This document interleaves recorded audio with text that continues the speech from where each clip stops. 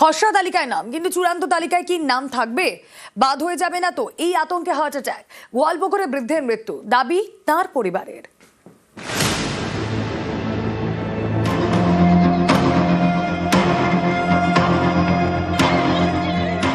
উত্তর দিনাজপুরের গোয়ালপুকুর, এখানকার বাসিন্দা বছর ৬২-র অনিল সিংহ।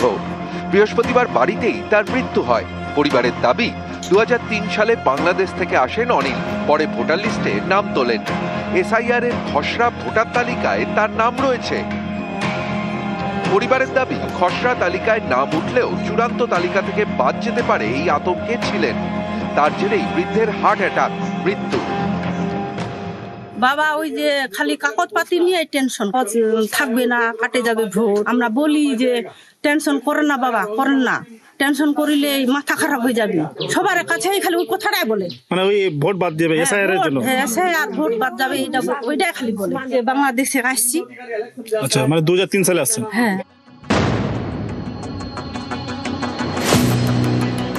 ইনি জি পলি, উত্তর ২৪ পরগনার নিমতার বাসিন্দা। তার দাবি, এসআইআর ফর্ম ফিল আপ করেছেন, কিন্তু খসড়া তালিকায় তাকে দেখানো হয়েছে মৃত। আমি জীবিত মানুষ, সেই ফর্ম আমি ফিল আপ করেছি, তারপর আমার মৃত্যু পড়ে এসেছে। আমি জানি না আমাকে কি করতে হবে, আমি প্রচন্ড সমস্যা আছে। আমি যে জীবিত সেটার জন্য আমাকে প্রমাণপত্রের জন্য আমাকে এখন দৌড়াদৌড়ি করতে হচ্ছে।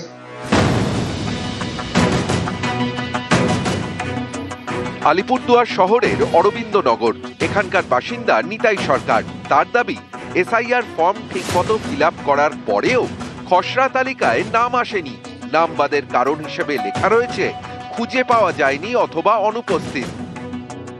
আমাদের তো মোটামুটি আমার বাবা মা ভাই বোন সবারই একসঙ্গেই ফর্ম ফিল আপ করা হয়েছিল। তো লাস্ট পর্যন্ত আমি জানতে পারি আমার নামটা আসেনি। ঠিক আছে, আমরা বিএলওর সঙ্গে যোগাযোগ করেছি, ওনারা আবার সাবমিট করেছে। তারপর যেহেতু আমার ডেট অফ বার্থ 78, সেই হিসাবে 2002 নাম থাকার কথা ছিল, তখন না আসে তখন চিন্তার ব্যাপারই। একটা হতে পারে টেকনিক্যাল ম্যাটার, আর হচ্ছে যে ওনার 2002-এ 45-এর উপর বয়স হয়ে যাওয়ার পরে ওনার নামটা ছিল না।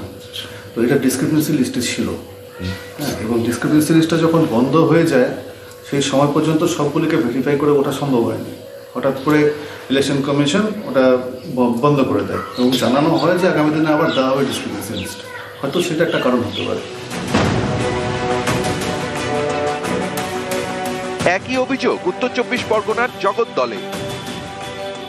আমার 2002 ভোটার লিস্টে আমার নাম রয়েছে, ইনফরমেশন ফর্ম ফিল আপ করে জমা করেছি, কিন্তু খসড়া তালিকায় নাম নেই। তারপরে আমি বিএলওর কাছে গেলাম যে এরকম আমার নাম উঠে না কেন, বলছে কোনো কারণে ডিসপ্যাচ হয়ে গেছে, তোমাকে ফর্ম 6 ফিল আপ করতে হবে। আমি তাই চিন্তিত রয়েছে আমার নামটা আদতে উঠবে কি উঠবে না।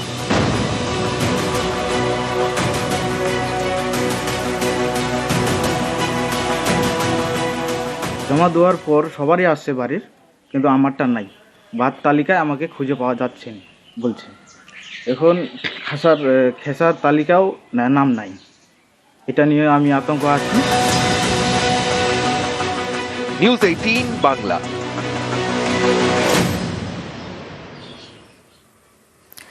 মাটির রাস্তায় যাতায়াতের দিন শেষ। গোয়ালপুকুরের গ্রামে তৈরি হচ্ছে প্রথম পাকা রাস্তা। খড়দায় পথশ্রী প্রকল্পের বরাদ্দ টাকায় তৈরি হবে নতুন ঢালাই রাস্তা। ডেবরায় আবার অন্য ছবি, এখানে তৈরি হবে প্রথম দমকল কেন্দ্র। খড়িবাড়ির গ্রামে সোলার স্ট্রিট লাইট বসানোর কাজ শুরু।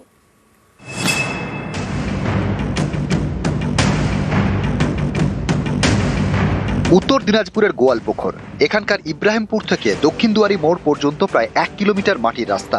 এই রাস্তায় পাকা করা হবে। পথশ্রী প্রকল্পে তৈরি হবে ঢালাই রাস্তা। প্রায় 50,60,000 টাকা বরাদ্দ করা হয়েছে। বৃহস্পতিবার হয়ে গেল রাস্তার কাজের শিলান্যাস। 40-50 সাল থেকে রাস্তাটা খারাপ, লোক যাওয়া আসার মানে অসুবিধা ছিল।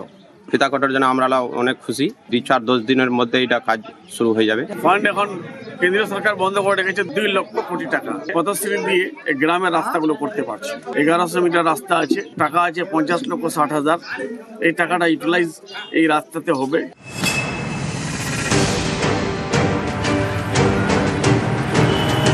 উত্তর 24 পরগনার খড়দা, এখানকার মুড়াগাছা মোড় থেকে লেনিনগড় খালপাড় পর্যন্ত প্রায় 3 কিলোমিটার পিচের রাস্তা বেহাল, যাতায়াতে চরম দুর্ভোগ। এই দুর্ভোগ কাটাতে পথশ্রী প্রকল্পে তৈরি হবে ঢালাই রাস্তা। এর জন্য প্রায় 62 লক্ষ টাকা বরাদ্দ করা হয়েছে। শুক্রবার রাস্তা শিলান্যাস করা হয়। আমাদের খুব ভালো লাগছে যে রাস্তা হচ্ছে, আমরা যাতায়াত করতে পারবো ভালো। তাকে আমরা ধন্যবাদ দেবো। কাকে? মুখ্যমন্ত্রীকে। কেন? এই রাস্তার জন্য। এলাকার মানুষ যেন নজর দেয় যে রাস্তাটা ঠিক মতো হচ্ছে কিনা, তাই সকলকে প্রহরী করে দিয়ে আমি যাচ্ছি। এনে দেওয়ার দায়িত্ব ছিল আমার উপরে। মমতা বন্দ্যোপাধ্যায় দিয়েছেন প্রাণ ভরে আমাদের সকলকে।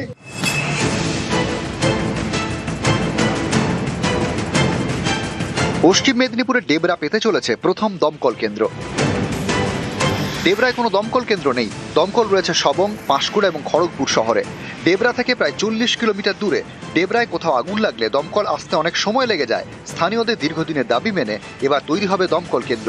দ্বারিকাপুর মৌজায় 16 নম্বর জাতীয় সড়কের পাশে পূর্ত দপ্তরের জায়গায়। আমি খুবই গর্বিত ডেবরাতে ফায়ার ব্রিগেডের অফিস হচ্ছে, কারণ বিভিন্ন জায়গায় বিভিন্ন রকম ভাবে আগুন লেগে যায়, আর যখন কি ফায়ার ব্রিগেড আসে তখন অর্ধেক অংশ পুড়ে যায়। আর আমাদের ডেবরাতে যদি হয় সেটা কিন্তু অনেক উপকার হবে। জায়গা তো আগেই হ্যান্ড ওভার হয়েছে, গোটা ডেবরা ব্লক উপকৃত হবে। তার সঙ্গে আপনি ধরুন পিংলারও খানিকটা হবে, খড়গপুর 2-এর লোকালের অনেকটাও অংশ জুড়েও এটা হবে। দুটো পাম্পের হচ্ছে, ফায়ার স্টেশন হচ্ছে। প্রসেস শেষ হলেই কাজটা শুরু হয়ে যাবে ফায়ার স্টেশনে। শিলিগুড়ির খড়িবাড়ির গগারুজোত টুকুরিয়াঝাড় জঙ্গল লাগোয়া এলাকা। স্থানীয়দের দাবি প্রায়ই জঙ্গল থেকে হাতি ঢুকে পড়ে। এই এলাকায় কোনো স্ট্রিট লাইট ছিল না, সন্ধে নামলেই অন্ধকার। রাজ্য সরকারের আমাদের পাড়া আমাদের সমাধান শিবিরে স্ট্রিট লাইটের আবেদন জানান স্থানীয়রা। অগাস্টে আবেদন, ডিসেম্বরে সোলার লাইট বসানোর কাজ শুরু।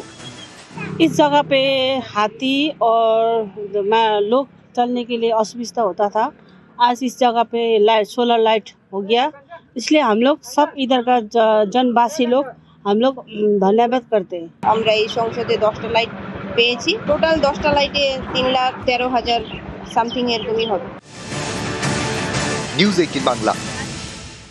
খসড়া তালিকায় নাম, কিন্তু চূড়ান্ত তালিকায় কি নাম থাকবে? বাদ হয়ে যাবে না তো? এই আতঙ্কে হার্ট অ্যাটাক, গোয়ালপুকুরে বৃদ্ধের মৃত্যু, দাবি তার পরিবারের।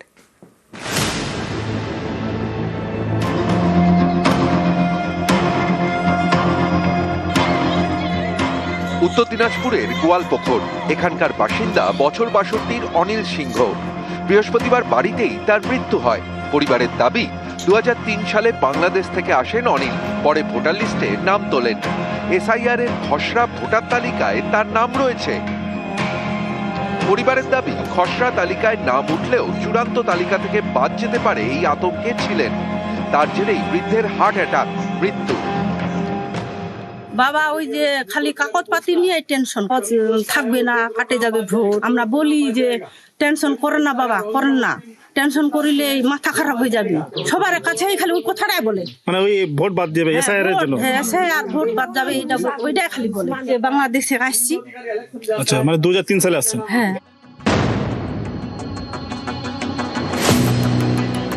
ইনি জি পলি, উত্তর 24 পরগনার নিমতার বাসিন্দা। তার দাবি এসআইআর ফর্ম ফিল আপ করেছেন, কিন্তু খসড়া তালিকায় তাকে দেখানো হয়েছে মৃত। আমি জীবিত মানুষ, সেই ফর্ম আমি ফিল আপ করেছি, তারপর আমার মৃত্যু পড়ে এসেছে। আমি জানি না আমাকে কি করতে হবে, আমি প্রচন্ড সমস্যা আছে। আমি যে জীবিত সেটার জন্য আমাকে প্রমাণপত্রের জন্য আমাকে এখন দৌড়াদৌড়ি করতে হচ্ছে।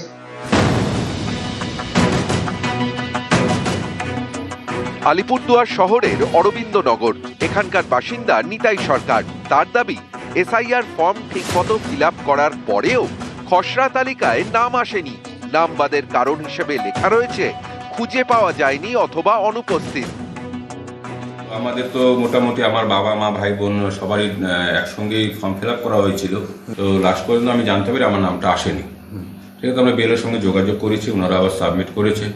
তারপর যেহেতু আমার ডেট অফ বার্থ 78, সেই হিসাবে 2002 নাম থাকার কথা ছিল, তখন না আসে তখন চিন্তার ব্যাপারই। একটা হতে পারে টেকনিক্যাল ম্যাটার, আর হচ্ছে যে ওনার 2002-এ 45-এর উপর বয়স হয়ে যাওয়ার পরে ওনার নামটা ছিল না। তো এটা ডিসক্রিপেন্সি লিস্টে ছিল। হ্যাঁ, এবং ডিসক্রিপেন্সি লিস্টটা যখন বন্ধ হয়ে যায় সেই সময় পর্যন্ত সবগুলিকে ভেরিফাই করে ওঠা সম্ভব হয়নি। হঠাৎ করে ইলেকশন কমিশন ওটা বন্ধ করে দেয় এবং জানানো হয় যে আগামী দিনে আবার দেওয়া হবে ডিসক্রিপেন্সি লিস্ট। হয়তো সেটা একটা কারণ হতে পারে। একই অভিযোগ উত্তর 24 পরগনার জগদ্দলে। আমার 2002 ভোটার লিস্টে আমার নাম রয়েছে, ইনফরমেশন ফর্ম ফিল আপ করে জমা করেছি, কিন্তু খসড়া তালিকায় নাম নেই। তারপরে আমি বিএলওর কাছে গেলাম যে এরকম আমার নাম উঠে না কেন, বলছে কোনো কারণে ডিসপ্যাচ হয়ে গেছে, তোমাকে ফর্ম 6 ফিল আপ করতে হবে। আমি তাই চিন্তিত রয়েছে আমার নামটা আদত উঠবে কি উঠবে না।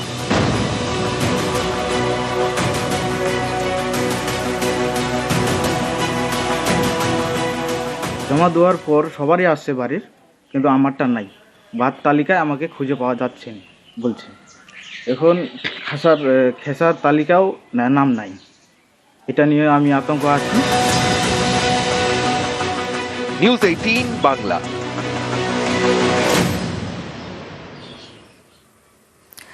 মাটির রাস্তা যাতায়াতের দিন শেষ। গোয়ালপুকুরের গ্রামে তৈরি হচ্ছে প্রথম পাকা রাস্তা। খড়দায় পথশ্রী প্রকল্পের বরাদ্দ টাকায় তৈরি হবে নতুন ঢালাই রাস্তা। ডেবরায় আবার অন্য ছবি। এখানে তৈরি হবে প্রথম দমকল কেন্দ্র।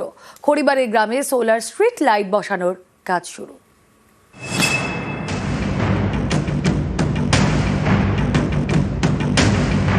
উত্তর দিনাজপুরের গোয়ালপুকুর। এখানকার ইব্রাহিমপুর থেকে দক্ষিণ দুয়ারি মোড় পর্যন্ত প্রায় 1 কিলোমিটার মাটির রাস্তা। এই রাস্তায় পাকা করা হবে। পথশ্রী প্রকল্পে তৈরি হবে ঢালাই রাস্তা। প্রায় 50,60,000 টাকা বরাদ্দ করা হয়েছে। বৃহস্পতিবার হয়ে গেল রাস্তার কাজের শিলান্যাস। 40-50 সাল থেকে রাস্তাটা খারাপ, লোক যাওয়া আসার মানে অসুবিধা ছিল। ফিতা কাটার জন্য আমরা অনেক খুশি। 2-4-10 দিনের মধ্যে এটা কাজ শুরু হয়ে যাবে। ফান্ড এখন কেন্দ্রীয় সরকার বন্ধ করে রেখেছে 2 লক্ষ কোটি টাকা। পথশ্রী দিয়ে এই গ্রামের রাস্তাগুলো করতে পারছে। 1100 মিটার রাস্তা আছে, টাকা আছে 50,60,000। এই টাকাটা ইউটিলাইজ এই রাস্তাতে হবে।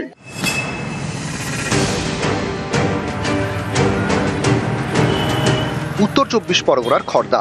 এখানকার মুড়াগাছা মোড় থেকে লেনিনগড় খালপাড় পর্যন্ত প্রায় 3 কিলোমিটার পিচের রাস্তা বেহাল। যাতায়াতে চরম দুর্ভোগ। এই দুর্ভোগ কাটাতে পথশ্রী প্রকল্পে তৈরি হবে ঢালাই রাস্তা। এর জন্য প্রায় 62 লক্ষ টাকা বরাদ্দ করা হয়েছে। শুক্রবার রাস্তা শিলান্যাস করা হয়। আমাদের খুব ভালো লাগছে যে রাস্তা হচ্ছে, আমরা যাতায়াত করতে পারবো ভালো। তাকে আমরা ধন্যবাদ দেবো। কাকে? মুখ্যমন্ত্রীকে। কেন? এই রাস্তার জন্য। এলাকার মানুষ যেন নজর দেয় যে রাস্তাটা ঠিক মতো হচ্ছে কিনা, তাই সকলকে প্রহরী করে দিয়ে আমি যাচ্ছি। এনে দেওয়ার দায়িত্ব ছিল আমার উপরে। মমতা বন্দ্যোপাধ্যায় দিয়েছেন প্রাণ ভরে আমাদের সকলকে।